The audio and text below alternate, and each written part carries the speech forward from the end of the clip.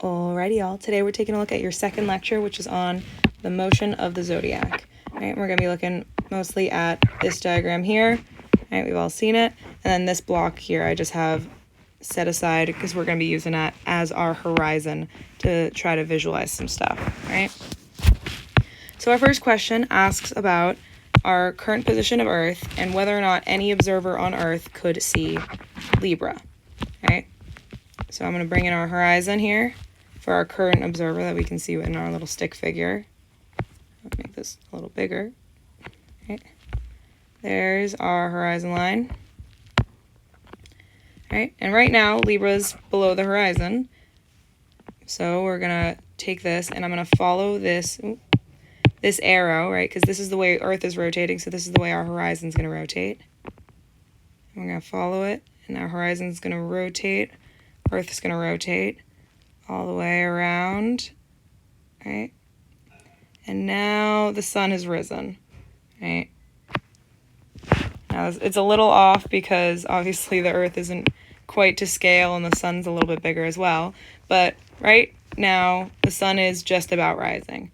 So now it's becoming daytime, which means that if I keep rotating my horizon, now Libra is above the horizon, but the sun's already risen, meaning we're not going to see Libra because it's already daytime by the time Libra rises above the horizon. So our first question, will we see Libra from the position shown of Earth? No, because the sun's kind of in the way. It'll be daytime by the time we get there. Okay. And now we're going to look at back at our little person here. What time of day is it for this person? So we can figure out the time of day, right? Again, kind of using our horizon. I'm going to use a smaller horizon for this one. Just a little thinner so we can see. Okay, so here's our horizon for the person. Right, and right now, we can see that the sun is on the opposite side of the Earth. Right, so they're definitely in darkness. So it's midnight for this person here. But if I wanted to figure out, say, if it's midday, right, we want the sun to be pretty close to directly up in the sky. So I'm going to put my horizon here so that a person standing here would be midday. And now we see the rotation of the Earth. We have midnight and midday, and we can place the rest of the times all the way around us. So getting rid of my horizon real quick. All right, if this is 12 a.m. and this is 12 p.m., then halfway between them, a person standing here, that's going to be 6 p.m. And then a person standing over here, it's going to be about 6 a.m. Right? And that's going to be like our 24-hour clock going around. Right? So we figured out the time of our person standing there, which is all the question asked for. We were just going a little bit further on this one, right?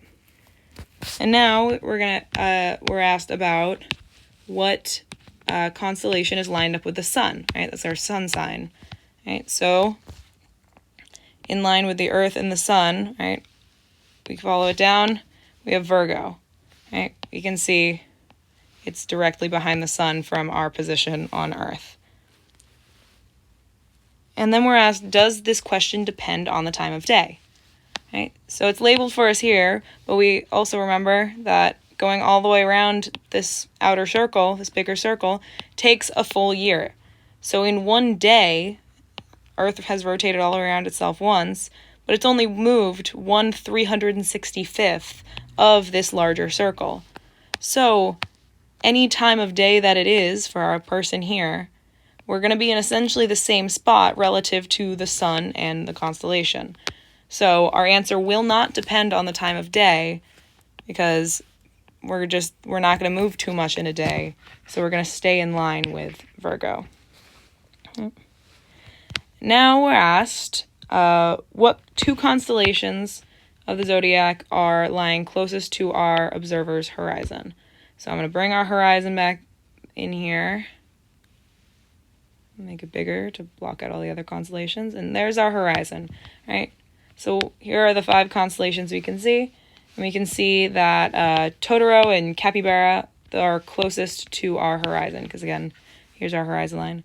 Horizon line, essentially, I always just draw kind of like a tangent to my circle. Right, so it just kind of brushes the top of the circle. It's almost like extending the platform for our person to stand on. Yeah, so Totoro, Capybara. Those are going to be the 2 closest to the horizon. Right? So now we have to figure out which one is rising and which one is setting. So I'm going to take my horizon, and we can see Earth is rotating counterclockwise, like we know. So what's going to happen is our horizon is going to rotate with the Earth, right? Because that's just the ground. So if I take my horizon and kind of rotate it around, I can see that Capybara is getting lower. It's disappearing below the horizon, while Totoro is getting higher up in the sky, right? You can see that again. I'll do that, right? So it's essentially as if all of our stars are rotating this way because Earth is rotating this way. So we're going to say that Capybara is setting in the west and Totoro is rising in the east, right?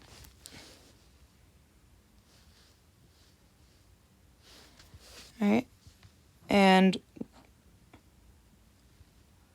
like we were talking about before, one day in the future. All right, that's our next question. One day in the future, where will Earth be?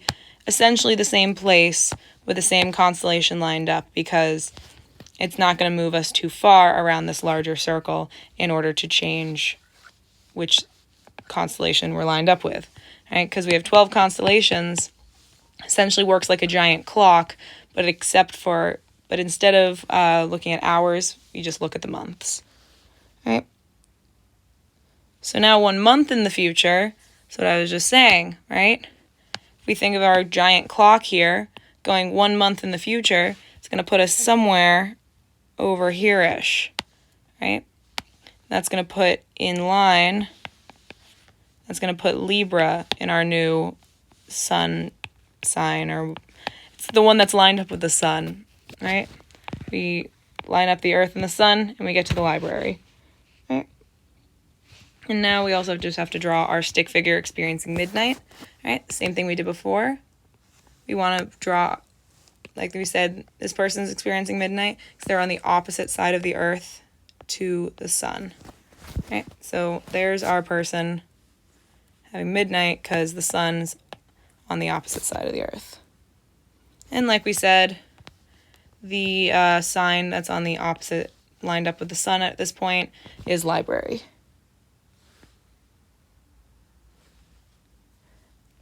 And then at midnight here, we now have our 5 new constellations in the sky. So I'll bring our horizon back in so we can see this.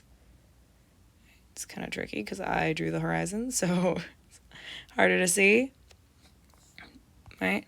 But now we have 5 new horizons in the sky. Right? So if we follow the same thing that we did, we're going to rotate our horizon counterclockwise. So rising in the east is going to be Jumanji, and setting in the west is Aquamarine. Right? You can see, right, I'll bring the horizon back in, right? We follow it around. Aquamarine disappears below the horizon, and then Pieces is the next one to do it. And the next one to rise, well, I said the next one to set, but the next one to rise, right from here, follow it. The next one that's rising is going to be Cancer. Right? And the next thing I'm just going to talk about real quick is figuring out, I talked a bit about our like midnight, 6 p.m. kind of times, just making sure we know how to use the horizon to also figure out like if the sun's rising, if the sun's setting, if it has just set, and that kind of thing, right? So I'm just going to go back to having my person here. What I'm going to do is I'm going to line up my horizon, right? And I'm going to say, actually, I'm going to say there's a person standing, actually, new place for the sun, or for the earth. We're going to go here, and I want to try to figure out where, I want to try to draw a person standing just after sunrise. So I have to find that based on this new position of earth, right? So I know which direction we're rotating. We're rotating like this. So again, I'm finding just after sunrise. So I keep rotating, right? And there, the sun has just risen. So that's where I'm going to place my horizon. Oop, and that's where I'm going to draw my person, right? Standing on that horizon. Okay. And now I'm going to say, here's another Earth. I'm going to draw just after sunset. Right? Again, I'm going to start with my horizon kind of like this. And I'm just going to rotate it around. All right, the sun's rising higher in the sky, higher in the sky. We got to keep going.